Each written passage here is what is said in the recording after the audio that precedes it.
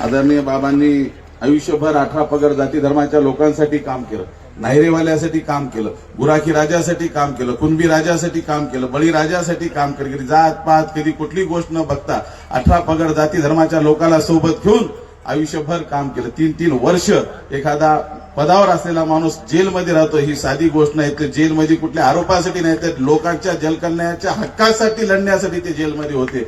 ही स्वाभिमानाची बाब आहे आणि खऱ्या अर्थानं केशवरावजी धोंडगे साहेबांनी आपल्याला स्वाभिमान मर्दुमकी शिकवलेली आहे.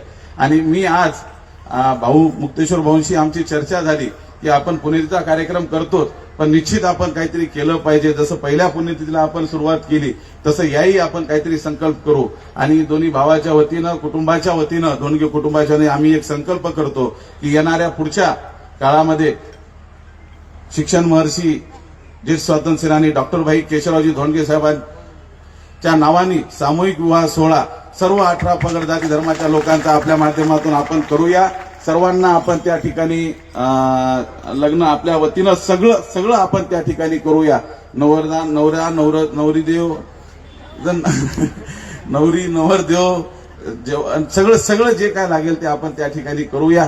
आणि याचं कारणच हे आहे की आदरणीय भाई केशवराव धोंडगे साहेबांना नेहमी मोठ्याच्या कधी लग्नाला गेले नाहीत पण गोरगरिबाच्या पालावाल्याच्या गरीबाच्या तंड्यावरच्या लग्नाला निश्चित ते नेहमी प्रत्येक वेळेस गेले. म्हणून आपण सर्व गोरगरिबासाठी आपण निश्चित खारीचा वाटा का होईना आपण या ठिकाणी करून, कारण याच मायबाबांना अनंत कोटी उपकार आहेत की आमच्या घरांना बाबांना 35 वर्ष त्या विधानसभेमध्ये लोकसभेमध्ये पाठवलं. आपण काही ना काही खारीचा वाटा उचलावा म्हणून हा संकल्प आपल्या सर्वांच्या ताकदीनं सगळ्याच्या साथीनं आपण या ठिकाणी करतो. निश्चित अधिक वेळ न घेता आपल्या सर्वांचं पुन्हा एकदा आभार मानतो. महाराजांनी खूप सुंदर कीर्तन केलं, खूप समाधान या ठिकाणी वाटलं. पुन्हा एकदा बाबांच्या स्मृतीस नमन करतो, त्यांच्या सर्व कार्यकर्त्याच्या चरणी या ठिकाणी नमन करतो.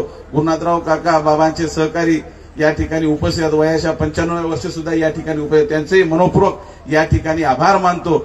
जास्त अधिक वेळ न घेता काय वनू आता न पुरे ही वाणी मस्तक चरणी ठेवीत असे. जय क्रांती, जय महाराज.